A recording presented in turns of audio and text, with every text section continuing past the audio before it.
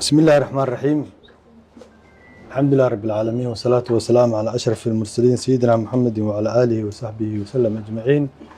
waxaan bahda saxaafadda isugu yeernay in aan halkan ku qabanno kulan jaraa'id oo ku saabsan dagaaladii maalmahan ka socday Raskamboni iyo isafgaradkii xalay dowladda Soomaaliya iyo Itoobiya ay ku gaareen dalka Turkiga. wixii shalay muuqaalkii shalay aan aragnay ciidanka Soomaaliyeed iska dhiibaya xuduudda Kenya wuxuu ahaa ceeb qaran ama national disgrace. ceeb qaran ayuu ahaa, mas-uuliyaddeedana uu qaadayo madaxweynaha jamhuuriyadda federaalka Soomaaliya, sababtoo ah isagaa dhallinyaradaas ka daabulay xamar, isagaa dagaalka u diray, isagaa goob cidlo ah oo geeri go-an ah geeyey, isagaa u adeegsaday argoosi siyaasadeed oo ka argoosto madaxweynaha Jubbaland. waxaan saas u leenahay jimcadii ugu dambeysay ee madaxweynuhu ummadda Soomaaliyeed masaajidka uga soo khudbeeyey wuxuu sheegay in waxa ay isku hayaan asaga iyo Axmedoobe ay tahay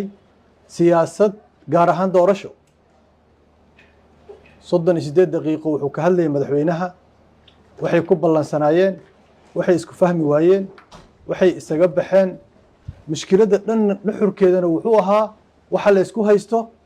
doorasho, muddo kordhin madaxweynaha uu sameeyo ama mid uu asaga madaxweynaha Jubbaland samaysto. waxa la isku hayay intaa ayay ahayd. ma istaahishaa? su-aashu waxay tahay khilaaf siyaasadeed iyo mid doorasho ma istaahilaa in wiilal Soomaaliyeed la isku gooyo? waxaa calolxumo ah in shalay ay wiilal Soomaaliyeed maxaabiis isku noqdaan oo kala qabsadaan. waxaa foolxumo ahayd inay qaarkood xadka Kenya ka tilaabaan oo ay isdhiibaan. taasi waxay keentay inay dhaawacdo is-aaminaaddii u dhexaysay bulshada Soomaaliyeed dhexdeeda iyo saamilayda siyaasadda, oo macnaheedu yahay in ciddii ay iskhilaafaan madaxweynaha oo u adeegsanayo ciidanka xoogga dalka Soomaaliyeed, hadday yihiin madaxdooda goboleed ama hadday yihiin siyaasiyiin ka. waxay kaloo taasu keentay aad moral jab weyn oo ku dhacay shacabka Soomaaliyeed, oo wiilashoodii inay isdilaan kabacdina isku baacsadaan xadka Kenya. waxaa lumay kalsoonidii lagu qabay ciidanku. ciidanka sidiisaba darees maaha, labis maaha. ciidanku waa dastuur iyo sharci. ciidanku wuxuu heybad qaran yeeshaa, astaan qaran noqdaa markuu dastuur iyo sharci ku shaqaynayo. waxba kama duwana maleeshiyaad beeleed ama kuwa argagixisada ee dareeska ciidanka qabaa haddii uusan ciidanku dastuur iyo sharci ku shaqaynayn. haddii uu rabitaan shakhsi ku shaqeeyo, sidaas ayuu noqdaa masiirkiisa. waxaa kaloo lumay kalsoonidii beesha caalamka ay ku qabtay dhismaha ciidanka xoogga dalka Soomaaliyeed. waxaan ognahay dhammaantood inay madaxweynaha iyo madaxa xukuumadda kala hadleen in aan la isku adeegsan ciidanka, oon khilaaf siyaasadeed lagu xallinin. meel kastay ka sheegeen, meel kastay ka hadleen. wax allaali wixii taakulayn ama dhaqaalo ama dhismo ciidan wuxuu ku ridayaa beesha caalamka niyad jab. markay arkaan wiilashii ay mishaarkooda bixinayeen, wiilashii ay tababarayeen, wiilashii ay agabka ciidan siinayeen, wiilashii ay ka qaadayeen cunuqateynta hubka say ula dagaalamaan argagixisada, oo meel argagixisada u muuqata, al-shabaab u muuqata, ay isku baacsanayaan. maxaad is leedihiin adduunkii nala shaqaynayey wuu nagu sii aamini karaa? siyaasiyiinta Soomaalida, gaar ahaan kuwa xilalka haya, dadka Soomaaliyeed waxay ku aamineen dowlad dhis, inay dowladda u dhisaan. institutionka dowladda ama hay-adaha dowladda ay dhisaan ayaa lagu aaminay. ayagaa la aaminay, xilkaa lagu aaminay, dowlad dhiskaa lagu aaminay. dhaqanka noocaas oo kaleeta ah oo qofku inuu rabitaankiisa shakhsiga ah, danihiisa gaarka ah, magaca dowladnimada u adeegsado waxay keenaysaa oo dhaawacaysaa in laga aamin baxo dowladnimada. waxay keenaysaa is-aaminaadii bulshada dhexdeeda gaabkii ku jiray in uu sii xoogaysto waxay keenaysaa in loo arko dowladnimadu inay tahay dan shakhsiyadeed oo gaar ah wax allaale iyo wixii madaxweynaha hadda jooga oo shalay ku cambaareynayay kii asaga ka horreeyey kulli asaga ku kacay hadday tahay dastuurka oo lagu tunto hadday tahay aqalada labada aqal ee baarlamaanka ee lagu milmo xukuumadda oo aysan wax macnaa yeelanin hadday tahay ciidankoo loo adeegsado siyaasad hadday tahay maaragtay in dowlado shisheeye laga raadiyo xalka kulli maanta asaga ayaa ku dhaqmaya kursiga unbaa la iska kacsanayey laakiin ma jirin aragti hogaamineed ma jirin hal abuur siyaasadeed ma jirin han qaran oo laga turjumayey taas ayay caddaynaysaa waxaan u tilaabayaa saas daraaddeed waxaan ugu baaqayaa maamulka jubbaland in ay wiilasha gacantooda soo galeen soomaaliyeed si fiican ula dhaqmaan si soomaalinimo iyo gobonnimo leh ay u soo dhoweeyaan waa wiilal soomaaliyeed oo la qalday waxaan u gudbayaa qodobka heshiiska Ethiopia sidaa la socotaan madaxweynaha labada gole ee baarlamaanka wuxuu hor keenay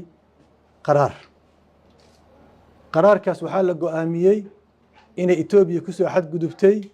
madax bannaanidii gobonnimadii iyo wadajirkii dhulka Soomaaliyeed sidaas daraaddeed aan marna lala fadhiisanin miiska waa hadalka ilaa ay ka noqonayso arrintaas ayada ah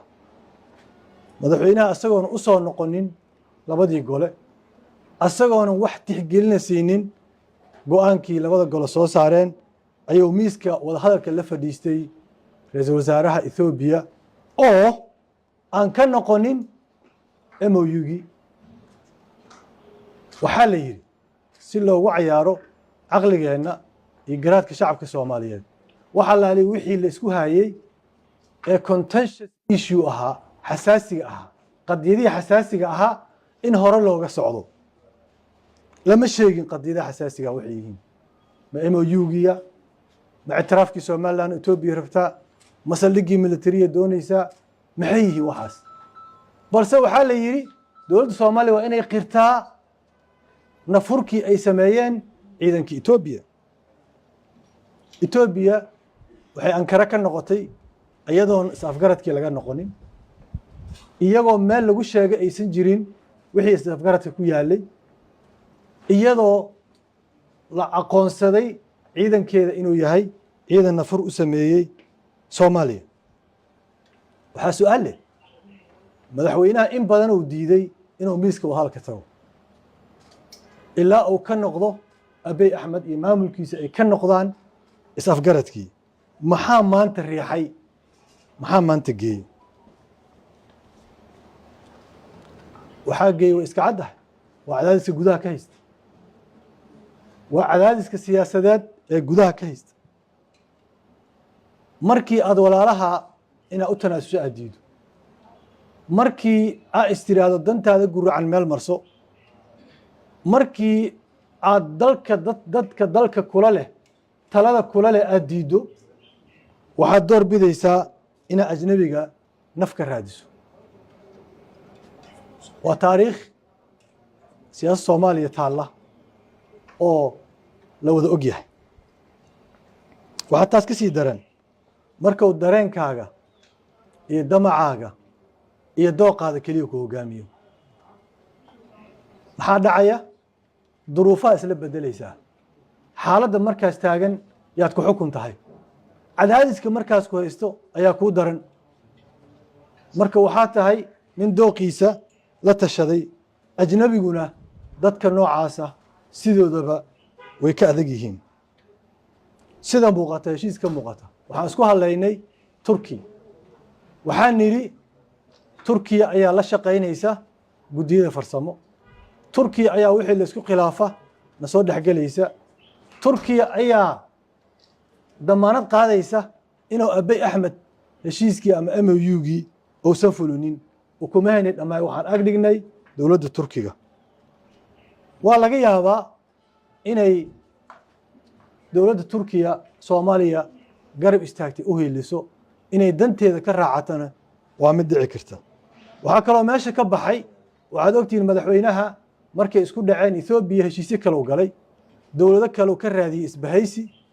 ciidamo kale iyo hub kale oo doontay dawlado kale oo soo kiciyay maanta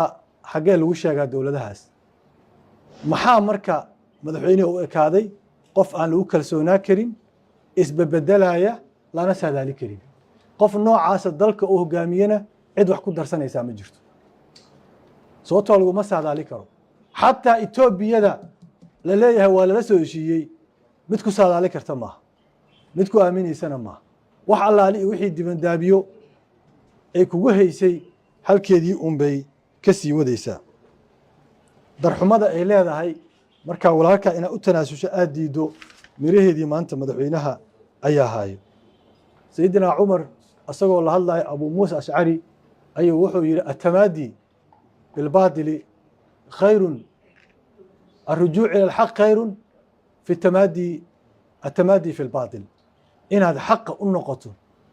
يا كون أكسن إن هذا باطلك كسي سعته وعلينا مدحوينه ولي فرصة عن بنين يا كفرا ضدك أصل نقو ترى دحدك لق قبكاغا إنا وراك أتنازلين إنا اسكت دايدو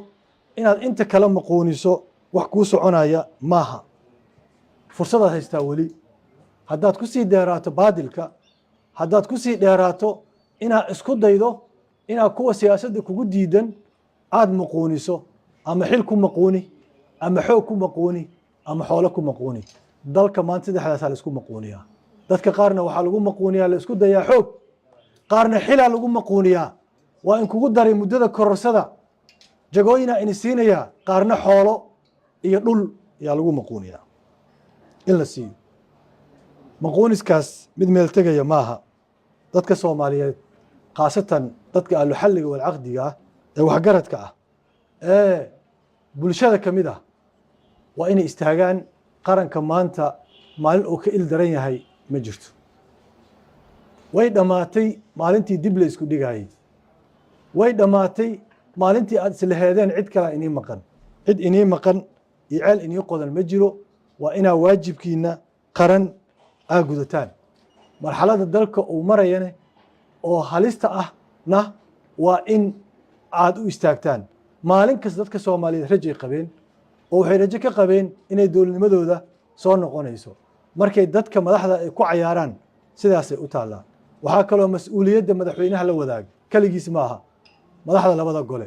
gudoomiyaasha labada gole ee wax walba u ogolaaday madaxweynaha ku takrifalo wax walba ka yeelay inuu yeelo kuwa asaga siyaasadda shirkada kula ah ama shirkada ama shuraakada kula ah ee wax kasta ka yeelay unsur aqaaka dhaliman oo madluuman nabiga kaleey sallallahu alayhi intii aqaba lahaydeen gacantiisa oo adii lahaydeen madaxweyne George istaag yaad sii dayseen waxba tari mayso inaad meelaha hoose asaga ku xamataan waxba tari mayso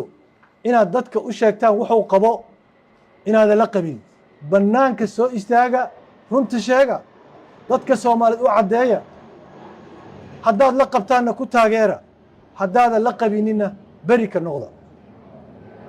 waxaan rajaynayaa dadka Soomaaliyeed wax garadka ah iyo inta dalka u damqanaysaba inay maanta u istaagaan dalkooda si u badbaadi lahaayeen cid bini aadana oo Soomaali looga heebeysanayo ama kala xigtaa ma jirto dadka Soomaaliyeed waxa uu baaqiyaa inay midnimada ilaaliyaan inay walaaltinimada ilaaliyaan inay nacraadka jaahiliga ah iyo waxa qabiilka durbaankiisa la tumaayo wax macna lama arko dadka inay horboodaya waa dad danaystayaal ah waa dad aan aqoonin qabiil iyo deegaan iyo dawladnimo midna aanan xisaabta ugu jirin ee dantooda shakhsiga ah ama argoosiga siyaasadeed ama cadaawada ay qabaan sida uga aasalahaayeen kaliya ku howlan waaye sidaas daraadeed waxaan leeyahay markasta mustaqbalka Soomaaliya kiisa damba iftiin badan waayaha soo socdane way ka fiicnaa doonaan kuwa hadda jooga laakiin waxaan u baahanahay إن أتكيسيجيدا دلقات كيدا إياه روح ذي دمير كيدا عن يلا نوا ما سنتين والسلام عليكم ورحمة